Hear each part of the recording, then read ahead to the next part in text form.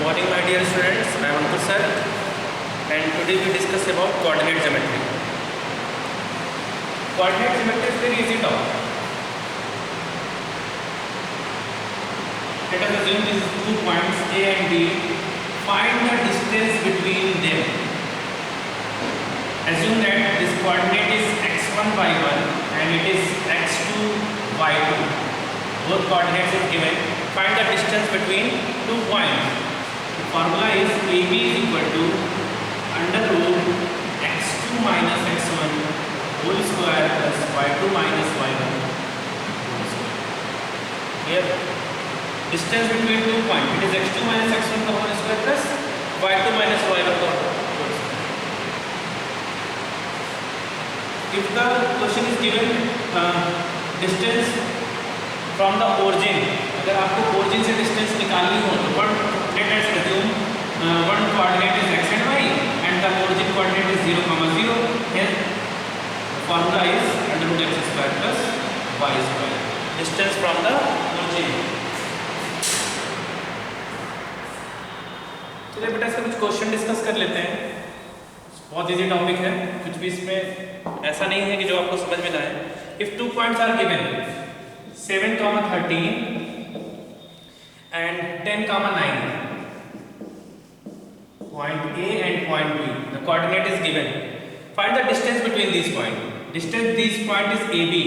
Formula अभी मैंने बताया under root x2 minus x1 का whole square plus y2 minus y1 का whole square. Let us assume आप किसी को भी x1 x2 मान सकते हैं. It is x1, y1 and x2 and y2 under root 10 minus 7 का whole square plus 9 minus 13 का whole square. बेटा whole square always positive, चाहे माइनस का हो चाहे प्लस का हो. तो यहाँ बनेगा 3 का स्क्वायर is 9 and 13, 4 का square is 16, it is 25 means 5. तो क्या आ जाएगी distance between two points is 5 unit. Okay, चलिए कुछ अच्छे क्वेश्चन और डिस्कस करते हैं. तो बहुत इजी क्वेश्चन था इस चैप्टर का, इसमें कोई भी ऐसा लॉजिक नहीं था जो आपको ना समझ में आए. देखिए आपको क्वेश्चन दिया है कि एक पॉइंट P है. मान लीजिए एक पॉइंट P है, इसके कोऑर्डिनेट दिए हैं k -1 कामा 2 ये दिया है. और क्या है is equi distance from the point A. ये इक्वी डिस्टेंस है पॉइंट A से एंड B से. अब पॉइंट A और B के कोऑर्डिनेट दिए होंगे. पॉइंट A का कोऑर्डिनेट दिया है 3, k एंड पॉइंट B का कोऑर्डिनेट है k, 5. अब बेटा इक्वी डिस्टेंस का मतलब होता है ये PA और PB दोनों बराबर डिस्टेंस पे, मतलब PA is equal to PB. ठीक. अब बेटा जब k की वैल्यू निकालोगे तो इसका स्क्वायर कर लेगा. इनका स्क्वायर भी आपस में इक्वल होगा. अगर ये दोनों आपस में इक्वल है तो इनका स्क्वायर भी इक्वल होगा. तो PA स्क्वायर को क्या लिख सकते हैं x2 minus x1 का होल स्क्वायर. तो हम डायरेक्ट लिखते हैं, तो हमको जरूरत नहीं है बार बार फार्मूला लिखने की, हम डायरेक्ट लिख सकते हैं. मान लीजिए आपने इसको मान लिया x2 y2. जब PA की बात करेंगे तो ये x1 y1 हो जाएगा, और जब PB की बात करेंगे तो ये x1 y1 हो जाएगा. तो बस फार्मूले में लिख दीजिए k -1 x2 minus x1 था -3 का whole square plus y2 2 minus k का whole square is equal to PB. PB is k -1 में से x1 माइनस होगा माइनस k का whole square plus y2 2 minus 5 का whole square. It is k -4 -3 -1 k -4 का whole square मतलब k square plus 16 -8k 2 minus k का whole square 4 plus k square minus 4k. k से k cancel out होगा, 1 का square is 1 and 2 minus 5 minus 3 का square is 9. Clear बेटा?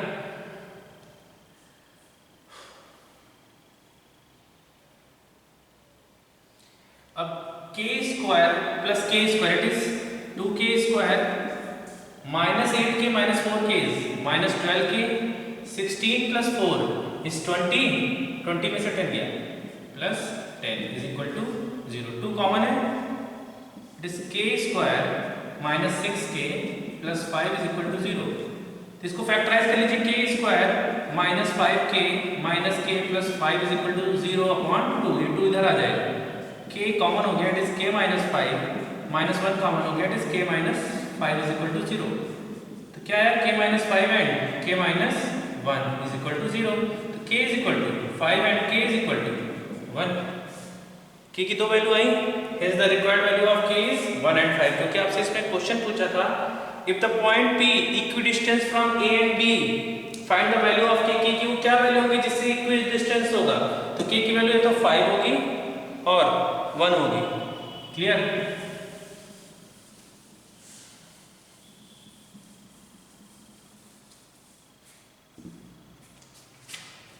अच्छा देखिए क्वेश्चन इस तरह का भी पूछ लेता है, find the point on x axis. अगर x एक्सिस पे कोई पॉइंट है, देखिए find the point on x axis which is equidistance from the point. अच्छा मान लीजिए कोई पॉइंट है, पॉइंट P है x एक्सिस पे which is equidistance from the point 5, -2 and -3, 2। ये इक्विडिस्टेंस है दोनों से, ठीक है।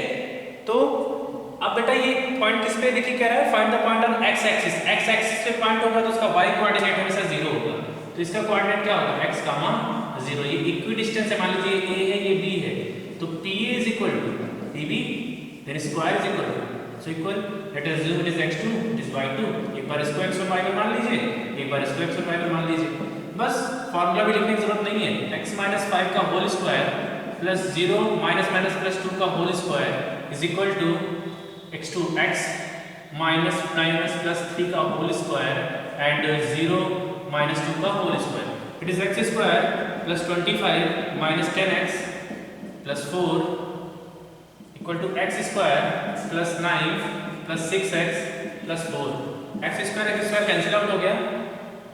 अब बेटा देखिए 25 plus 4 is 29, 9 plus 4 is 13, it is -13, 6x minus 10x is इधर आया plus 10x, it is 16 equal to 16x, 16 से 16 कैंसिल आउट हो, it is x is equal to 1। The value of x is 1, it is equidistance from the point. Okay बेटा बस आप में हर जगह आपको यही क्वेश्चन, यही तरीका फॉलो करना है और ये क्वेश्चंस लग जाएंगे। चलिए मैं अब कुछ और अच्छी चीजें आपको बता दे रहा हूँ, ध्यान रखिएगा। कुछ क्वेश्चन इस तरह के आते हैं, उसमें आपको प्रूव करना रहेगा कि शो दैट पॉइंट दिया होगा टेकन इन द ऑर्डर और the vertices of a rectangle, also find the area. अच्छा देखिए मैं क्वेश्चन करा दे रहा हूँ, क्वेश्चन पहले समझ लीजिए क्या कह रहा है कि शो दैट द पॉइंट है 1, -1 -1, 1, -1, -1, 5, 7, 9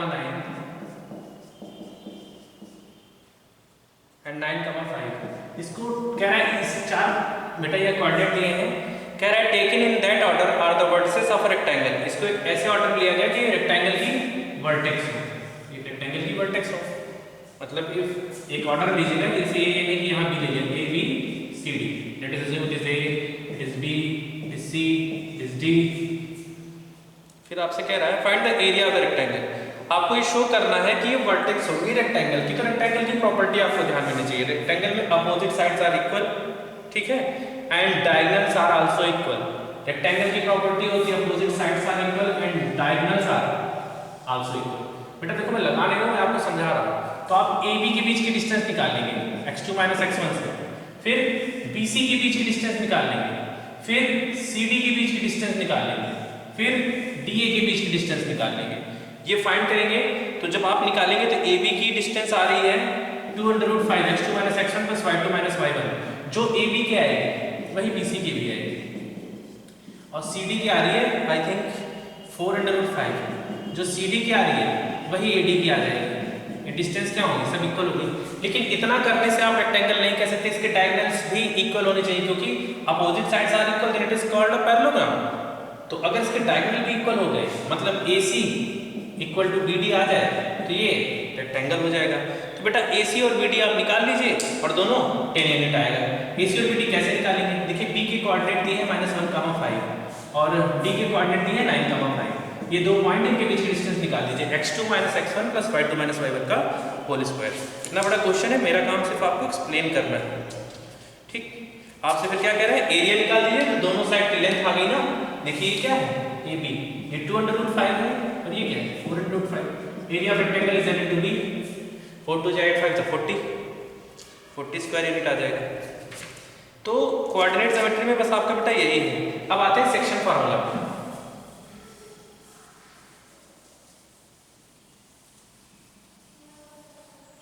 सेक्शन फार्मूला बेटा बात समझिएगा, सेक्शन फार्मूला क्या कहता है। मान लीजिए कोई लाइन है, इसको एक पॉइंट पे किसी रेशियो में डिवाइड करता है, मान लीजिए इसको m रेशियो n में डिवाइड करता है, ठीक। तो हमने मान लिया ये कोऑर्डिनेट x2, इसको x1 y1 मान लिया हमने, और दूसरा x2 y2 मान लिया।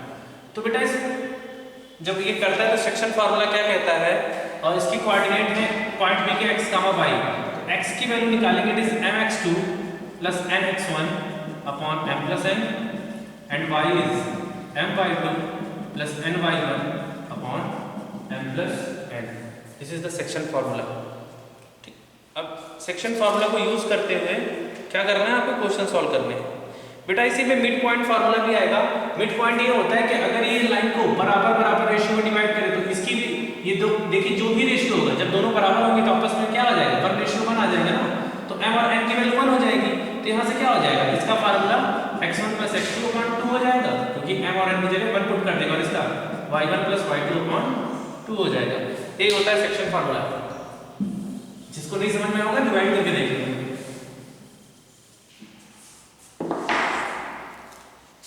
चलिए क्वेश्चंस पे आते हैं।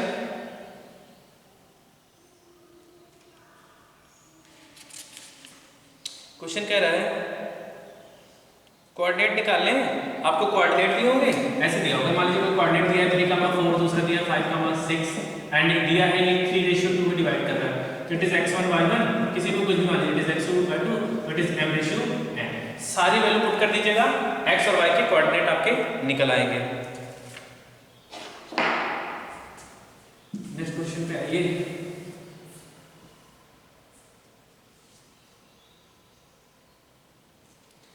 क्वेश्चन गिवन है। अच्छा बेटा जब आपसे कहे कि क्वेश्चन, ये जब आपसे सेक्शन फार्मूला एक क्वेश्चन दिया है AP अपॉन AB, क्वेश्चन समझिएगा, AP अपॉन AB की वैल्यू दी है 1/3। If P divide the line segment joining the point 2,1 and 5,8, 2,1 and 5,8, figure ऐसे बना लिया करिए, समझ में आ जाएगा कर क्या है, 5,-8, such that AP upon AB is 1:3, मतलब ये A है, ये B है, यहाँ पे कोई पॉइंट P है। P lies on the line 2x minus y plus k is equal to 0। P किस पे लाई कर रहा है, 2x minus y plus k is equal to 0। Find the value of k, आपको k की वैल्यू निकालनी है। तो बेटा देखिए आपको क्या दिया है, AP रेशियो AB मतलब इतना और ये पूरा। अच्छा हम देखिए AB को क्या लिख सकते हैं, AP प्लस BB लिख सकते हैं, क्लियर है ना। तो देखिए बेटा AP, अब इसको अलग अलग लिख लीजिए, AP अपॉन AP हो जाएगा प्लस AP अपॉन PB हो जाएगा। AP से AP कट गया, क्या आ गया, 1 आ गया, ये 1 उधर चला जाएगा, AP अपॉन PB,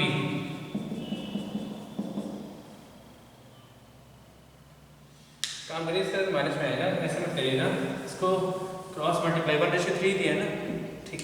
तो क्रॉस मल्टीप्लाई कर दिया, 3AP equal to AP plus PB, क्योंकि हमको क्या करना है, इसका रेशियो निकालना है AP और PB का। तो ये हो जाएगा AP इधर आ जाएगा, 2AP equal to PB, then AP upon PB, यहाँ क्या हो जाएगा 1 और ये 2 कहाँ जाएगा नीचे, मतलब इनका रेशियो आ रहा है 1:2, मतलब ये m अपॉन n, m की वैल्यू 1, n की वैल्यू 2, ये आपको क्लियर है। अब P की कोऑर्डिनेट निकाल लीजिए, x की वैल्यू क्या होती है, mx2 plus nx1 upon m plus n, m is 1।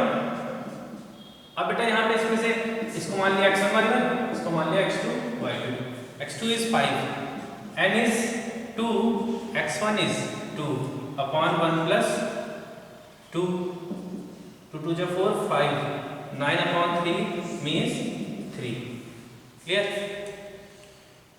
Same as आप इसका भी निकाल लीजिए, किसका y is equal to my2 plus ny1 upon m plus n। m is 1, y2 is -8 plus n is 2, y1 is 1 upon 1 plus 2, -8 plus 2 upon 3, -6 upon 3 is this -2 and the coordinate is 3, -2। x के coordinate आ गया -3, 2। अब बेटा आपसे आगे कह रहा है P lies on the line, क्या P इस लाइन पे लाई करेगा? तो इसमें वैल्यू पुट कर दीजिए। इसमें वैल्यू पुट करिए तो K की वैल्यू निकलेगी, x के क्या रखेंगे 3 और y की जगह -2। 6 plus 2 plus k is equal to 0 and k is equal to -8।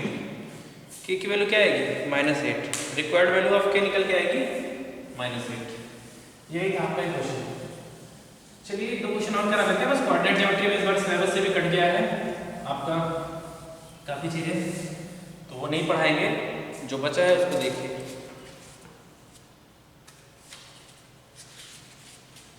Question कह रहा है find the at what ratio, किस रेशियो में? बेटा रेशियो हमेशा बुक में जो दिया है ठीक है, किस रेशियो में कह रहा है? हमेशा m रेशियो n मानिए।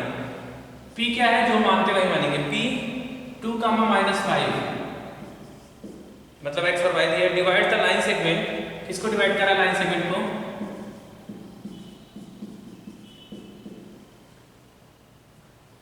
-3, 5 एंड 4, 9 किस रेशियो में डिवाइड करा? मतलब m रेशियो n ही निकालना है। तो x की वैल्यू क्या थी mx2 plus nx1 upon m plus n।